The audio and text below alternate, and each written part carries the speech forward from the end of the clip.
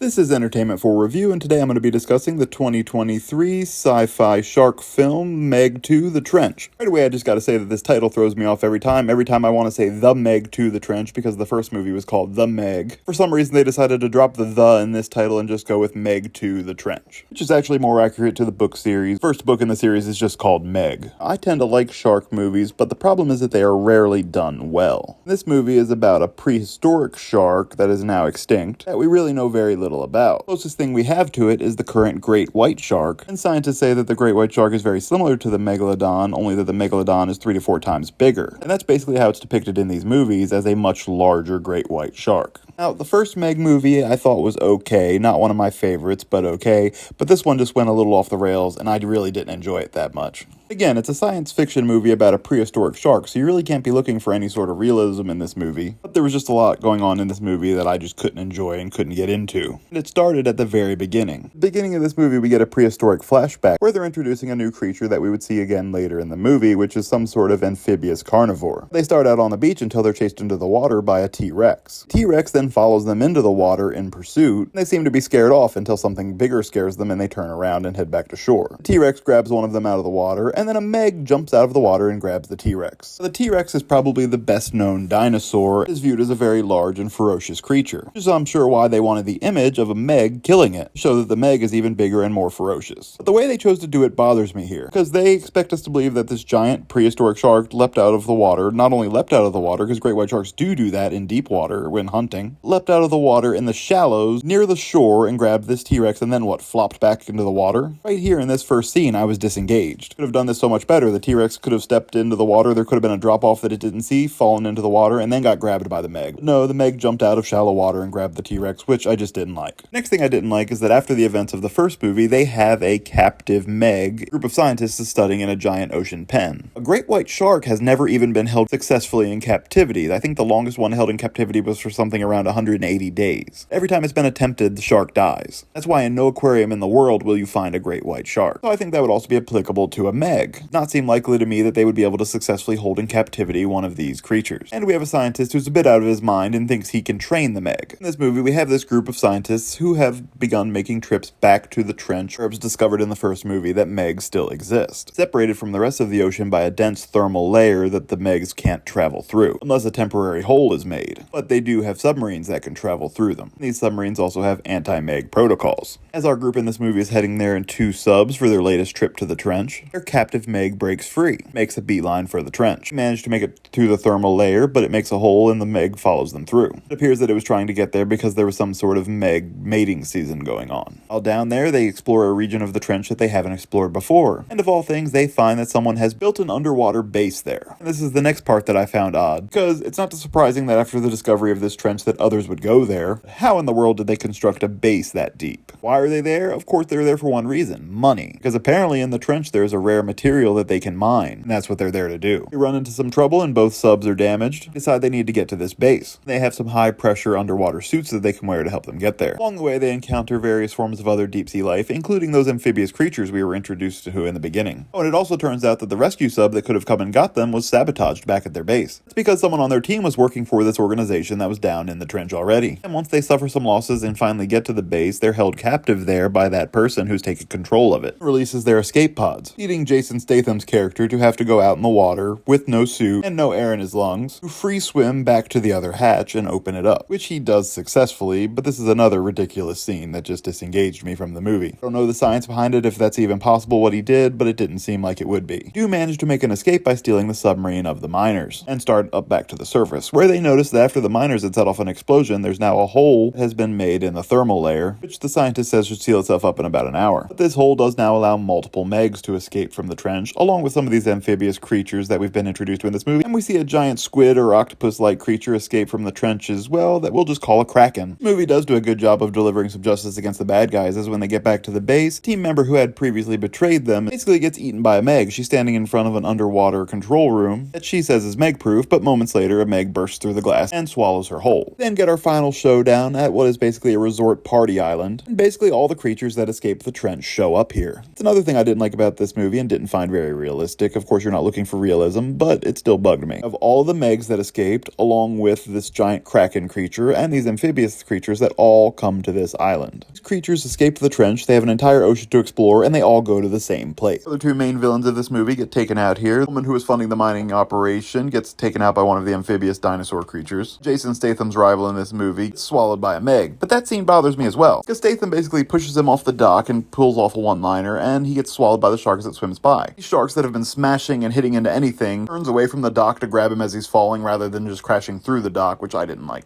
or find realistic. Again, not looking for realism, but at least be consistent. Then get several more ridiculous battle scenes. We have the battle with the Kraken, which they try to kill with a homemade machete bomb, which doesn't work, and the Kraken is ultimately killed by one of the Megs. We have Statham battling the Megs on a jet ski of all things, which is pretty ridiculous, momentarily holding back the weight of a Meg with his foot, and killing a Meg with a helicopter blade. That leads me to my final main complaint of this movie, and that's just the fact that it stars Jason Statham, who I just would not have picked. I'm not the first person to say this, but if you've seen one Jason Statham movie, you've essentially seen them all. He basically plays the same character in every movie he's in. This movie is no different. He's the gruff, tough hero of the movie who pulls off a lot of action stunts and gets in his one-liners. Always a character, as in this one, usually a young girl that he cares about. The need to protect them is driving him forward. They try too hard to basically make his character look like an unstoppable machine. Don't really show any vulnerability. Characters are very hard to relate to. Ultimately, at the end of this movie, one Meg, the one that they had captive in the beginning, is left alive, but it is free in the ocean now. I really feel like this movie just tries to do too much, and it just takes what happened in the first movie and tries to amp it up. Even having some of the same ridiculous scenarios, such as the Meg coming to a big party area and having a small dog in danger. Of course, being a sequel, it does try to amplify. It has more Megs than the previous movie, and it has other creatures as well. All came from this mysterious trench. As I said at the beginning, a sci-fi shark movie can be really good, but it's just rarely done well. This is a case where I just don't think it was done well. I don't know how this does as a page-to-screen adaptation. I've not yet read the Meg book series, but I do intend to, because I want to see how it fares on the page compared to the screen. I'm willing to bet that the books come out a lot better. The movies try to amplify what's in the books, but I'll find that out and post something about them when I do read them. Well, this movie did receive mixed reviews between critics and audiences. If you look at Rotten Tomatoes, this movie gets only a 27% score from critics, but it gets a very high 73% score from audiences, which I found to be pretty surprising. Over on IMDb, it gets a 5 out of 10 score. As I said, for me, I'm just not a fan. I score this movie at a 4 out of 10. And I just really hope they let the series go at this point and don't try to do a Meg 3. Let me know your thoughts on Meg 2 The Trench in the comment section below. Please be sure to like this video, subscribe to the channel, and keep an eye out for my next video coming soon.